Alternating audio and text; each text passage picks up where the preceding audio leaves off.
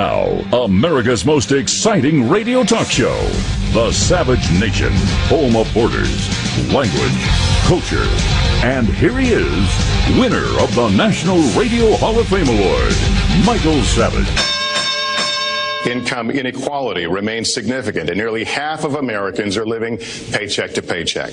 Beginning with you, Secretary Clinton, why are you a better choice than your opponent to create the kinds of jobs that will put more money into the pockets of American workers? All right, today we'll do fact-checking the debate on the Savage Nation. We all know Holt is adult. He looks like adult. He sounded like adult. He may as well work for Hillary Clinton. It's a laughable situation when you have a backbencher like this selected to run a presidential debate. I talked about it yesterday. Welcome to the Savage Nation. As I say, we will be doing fact-checking on the debate today. First of all, I'll give you something that you haven't read anywhere, and some of the commentary is excellent. If you go to Breitbart, no foundation talk, no immigration, no questions on server, etc. We know what went on. We know that Holt was working for Clinton. He made an ass of himself, but he was nothing to begin with. So today, let's do this. Let's do something no one's done yet. I don't see it on any site. I try to bring something original. See if you find this to be original enough for the time you spend listening to this show. I watched it carefully, as all of you did. I could only take an hour of it, and I turned it off. I couldn't take it. I had to go outside and take a breath of air. Now, if I couldn't take an hour of it, I couldn't take it for more than an hour. I mean, I took a few breaks before that. I had to leave after an hour. I couldn't take it. Hillary knew how to trigger Trump and drag him off balance. She, no doubt, had some of the world's best psychologists advising her before the debate. And they knew exactly what triggers to use to get Trump to take the bait. And I'll give you an example.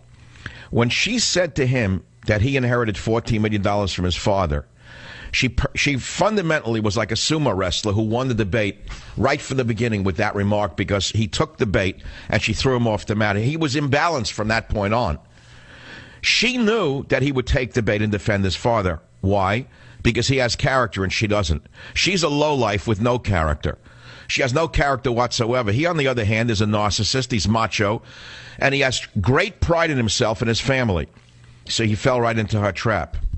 And instead of firing back at her by saying, "Excuse me, what about the obscene fees that you and your husband charged for speeches and pay for play at the Clinton Foundation?" and going over Dolt, whatever Dolt would have said, and then saying, "And by the way, Hillary, who would you leave your sizable fortune to? Someone other than Chelsea?"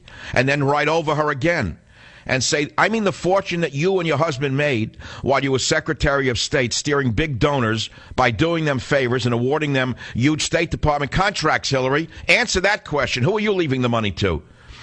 But he didn't. He fell into her trap. And he started to answer her. And the minute he started to answer her, defend his father, he was on the defensive. That's original to the Savage Nation. What other triggers did Hillary use to throw Trump off balance? Because there were others. And while you're thinking about that, I'll give you some other generic questions for the debate if you don't want to get into the triggers and the psychology of it. Who do you think won the debate? Why was the birther controversy brought up after Trump ended it?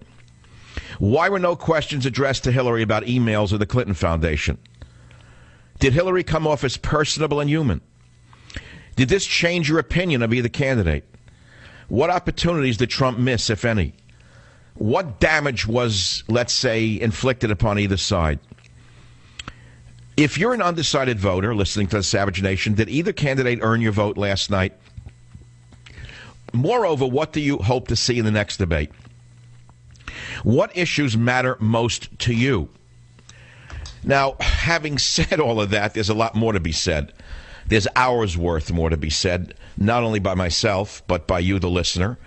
This is probably the most important day of the week, more important than yesterday in talk radio. I heard no discussion of borders last night, no discussion of language, and no discussion of social issues. Zero. That's because Holt Adult is a member in good standing of the Democrat Islamist machine. We all know that. And, you know, I talked about this yesterday, and owing to technical difficulties, many of you missed yesterday's program. We hope that the technical difficulties are resolved today. we have a ticket into the AT&T company here in California to see what happened here. We think it was just an AT&T glitch. I was also preempted on a station, and many of you wanted to know what went on yesterday. Well, yesterday's monologue was entitled "Tonight's Debate, the Fix is In." You remember that? I mean, that was an amazing message, and many of you didn't get it. So I think in order to catch you up with the program, I should read you. I have a transcript of my own monologue. And here it is from yesterday. Tonight's debate, the fix is in. Remember the debates Obama had with Mitt Romney in 2012? Well, by all accounts, in the first debate, Obama was roundly defeated. Obama looked unprepared, had no answers, and looked like a child trying to get into an adult conversation. This could not be allowed to stand by the government media complex. Candy Crowley was the one appointed to take out the Republican, and she found her moment when Mittens Romney brought up the then recent terror attack on September 11th that killed a U.S. ambassador and 3 other brave souls. Obama was beside himself when Mittens Romney pointed out that the president and Hillary Clinton, for that matter, blamed a video for 2 weeks instead of saying it was an act of terror. Crowley then stood up and said, well, he did in fact call it an act of terror right after the attacks, to which Obama asked her to say it again and say it louder. No fact-checking could be done on the spot, but it rattled Mittens Romney and took him off his game, eventually costing him the presidency. Never mind that every fact-checker proved her wrong. Fast forward to tonight. Now, I remember, I'm reading the monologue from yesterday, which many of you missed. Fast forward to tonight, as the government media complex gives us Lester Holt to moderate the debate between Trump and Clinton. This could be the biggest debate ever seen. It's monumentally important to the future of the nation.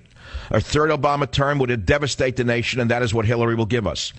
Lester Holt interviewed her in January, asking her mostly softball questions. Well, who is Lester Holt, and why was he selected? Lester Holt was named anchor months after Brian Williams embarrassed the network with his lies about his time in Iraq and being at Hurricane Katrina. Remember they threw him off the air? Well, Holt was put in as the interim anchor, finally getting his position official in June of 2015. But why Holt? He was a second or third tier player on the never-watched MSNBC. How did he rise to this level so suddenly? Was it his qualifications? Or could it have been that NBC thought a person of color filling that position would be the right thing to do to drive people of color to vote for Hillary? This is from yesterday's monologue, the one many of you missed. And there's only another 2 paragraphs. Then the question of picking him to moderate this all-important first debate for NBC. Why Lester Holt? Why not the host of Meet the Press, Up Chuck Todd? Could this also play to race? Donald Trump has been running a strong campaign, reaching out to the African-American community. And in response, Hillary Clinton has gone scorched earth on him, trying to paint him as a racist. Lester Holt may be put there as the foil to aid in that agenda. He could be put there to drive up African-American viewership, especially in this time of more police shootings and riots in Charlotte. Finally, I concluded as follows. And it's an opportunity to triangulate Trump. If he goes after Hillary, he's attacking a woman. If he goes after the moderator, he's a racist. The fix is in. The question is this: will Donald Trump fall into the trap? That was yesterday's monologue, which unfortunately many of you missed because of technical reasons. And today, in fact, I'm sorry to tell you, he fell into the trap. He fell right into the trap in the way I described to you. She knew how to trigger Trump.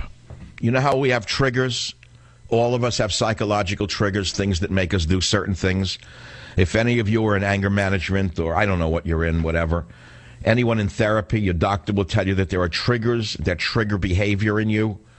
Well, during the debate, and I'm sure she had the best psychologists in the land, probably CIA, FBI psychologists, every kind of psychologist the government has, and others, were probably brought in to work with the Queen of Diamonds to trigger him. And she triggered him, all right. Right off the bat, she triggered him by attacking his father and his inheritance, as I played for you before. And he did take the bait, and he did defend his father. And he did so because he has character, and they knew he has character.